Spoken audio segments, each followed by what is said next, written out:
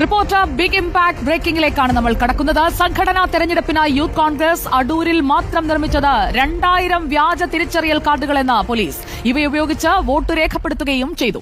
തെരഞ്ഞെടുപ്പ് കമ്മീഷൻ വെബ്സൈറ്റിൽ നിന്നും തിരിച്ചറിയൽ കാർഡ് ഡൌൺലോഡ് ചെയ്ത് ഫോട്ടോഷോപ്പ് ഉപയോഗിച്ചായിരുന്നു കാർഡ് നിർമ്മാണം. യൂത്ത് കോൺഗ്രസ് നേതാവ് MJ രഞ്ജുവിന്റെ നിർദ്ദേശപ്രകാരമായിരുന്നു ഇത്. വ്യാജ തിരിച്ചറിയൽ കാർഡ് കുറ്റകൃത്യങ്ങൾക്ക് ഉപയോഗിക്കാൻ സാധ്യതയുണ്ടെന്ന് അന്വേഷണ സംഘം കോടതിയിൽ റിപ്പോർട്ട് നൽകി. ആ റിപ്പോർട്ടിന്റെ പകർപ്പ് റിപ്പോർട്ടർ പുറത്തുവിടുകയാണ്. ഈ വാർത്ത ആദ്യം റിപ്പോർട്ട് ചെയ്ത ഞങ്ങളുടെ പ്രതിനിധി ആർ റോഷിപാൽ നമുക്കൊപ്പം എത്തുന്നു. ഗുഡ് ഈവനിംഗ് വിത്ത് സുജയ പാർവതിയിൽ. Good evening R Roshipal, well done. നമ്മൾ കൊണ്ടുവന്ന വാർത്തയാണ്, അതിന്റെ ആധികാരികത അന്വേഷണത്തിലൂടെ വെളിപ്പെടുകയാണ്. വ്യാജ കാർഡുകൾ അത് അടൂരിൽ മാത്രം 2000 എണ്ണം തയ്യാറാക്കി യൂത്ത് കോൺഗ്രസിന്റെ സംഘടനാ തെരഞ്ഞെടുപ്പിൽ വോട്ട് ചെയ്യാൻ ഉപയോഗിച്ചു എന്നത് പോലീസ് ഇപ്പോൾ അന്വേഷിച്ച് കണ്ടെത്തുകയല്ലേ റോഷിപാൽ?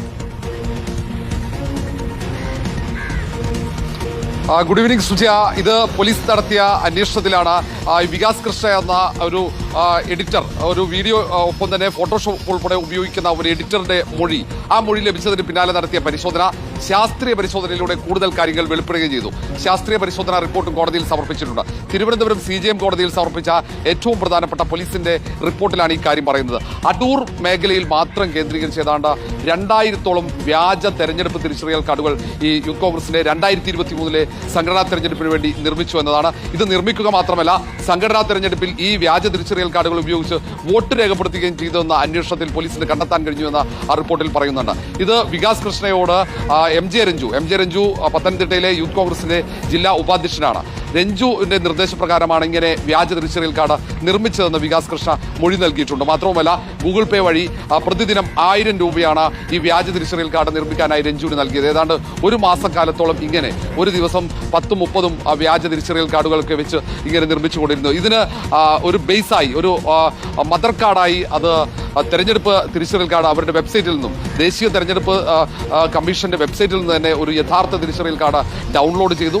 ആ ഡൗൺലോഡ് ചെയ്ത തിരിച്ചറിയൽ കാർഡിലാണ് വ്യാജ ചിത്രങ്ങൾ, മറ്റാരുടെയെങ്കിലുമൊക്കെ ചിത്രങ്ങൾ വെച്ച് വ്യാജ മേൽവിലാസങ്ങളൊക്കെ നൽകിക്കൊണ്ട് ഇങ്ങനെ തിരിച്ചറിയൽ കാർഡുകൾ നിർമ്മിച്ചത്. അതാണ് കണ്ടെത്തുകയും ചെയ്തത്. വലിയ കുറ്റകൃത്യമാണ്. മാത്രമല്ല, ഇതിൽ പറയുന്ന പ്രധാനപ്പെട്ട ഒരു കാര്യമുണ്ട്. ഈ തിരിച്ചറിയൽ കാർഡുകൾ, നിർമ്മിക്കപ്പെട്ട തിരിച്ചറിയൽ കാർഡുകൾ ഉപയോഗിച്ച് മറ്റ് കുറ്റകൃത്യങ്ങൾ ചെയ്യാനുള്ള സാധ്യതയുണ്ടെന്ന മുന്നറിയിപ്പ് കൂടെ കോടതിയിൽ സമർപ്പിച്ച ആ റിപ്പോർട്ടിൽ പോലീസ് ചൂണ്ടിക്കാട്ടുന്നുണ്ട്. കാരണം ഈ വ്യാജ തിരിച്ചറിയൽ കാർഡുകൾ ഉപയോഗിച്ച് മൊബൈൽ ഫോണിന്റെ സിം കാർഡ് എടുക്കാം, അങ്ങനെ തുടങ്ങിയ കുറേ സാധ്യതകളുണ്ട്. ഹോട്ടലുകളിൽ ഈ തിരിച്ചറിയൽ കാർഡുകളുടെ പകർപ്പ് നൽകിക്കൊണ്ട് അവിടെ മുറിയെടുക്കാം.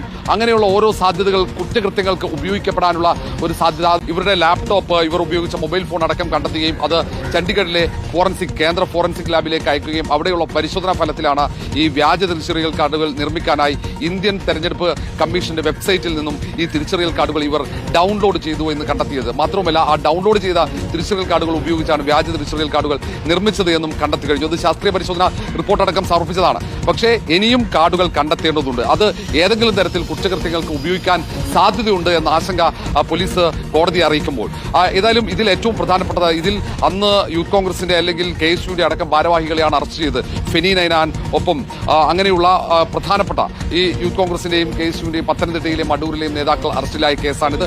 അങ്ങനെ 5 കേസുകളാണ് വിവിധയിടങ്ങളിലായി യൂത്ത് കോൺഗ്രസിന് വ്യാജ തെരഞ്ഞെടുപ്പ് തിരിച്ചറിയൽ കാർഡുമായി ബന്ധപ്പെട്ട് പോലീസ് രജിസ്റ്റർ ചെയ്ത. ആ കേസുകളൊക്കെ ഇപ്പോൾ സംസ്ഥാന ക്രൈംബ്രാഞ്ച് വിഭാഗമാണ്, DYSP K സജീവിന്റെ നേതൃത്വത്തിലുള്ള സംഘമാണ് അന്വേഷിക്കുന്നത്. അതുമായി ബന്ധപ്പെട്ട അന്വേഷണം പുരോഗമിക്കുന്നുണ്ട്. നേരത്തെ ഇതുമായി ബന്ധപ്പെട്ട് പോലീസ് നൽകിയ റിപ്പോർട്ടിന്റെ വിശദാംശങ്ങളാണ് ഇപ്പോൾ നമ്മൾ പുറത്തുവിട്ടിരിക്കുന്നത്. സുജയ, ഇതുപോലൊരു പരമ നാറി ലോകത്ത് വേറെ ഉണ്ടാവില്ല.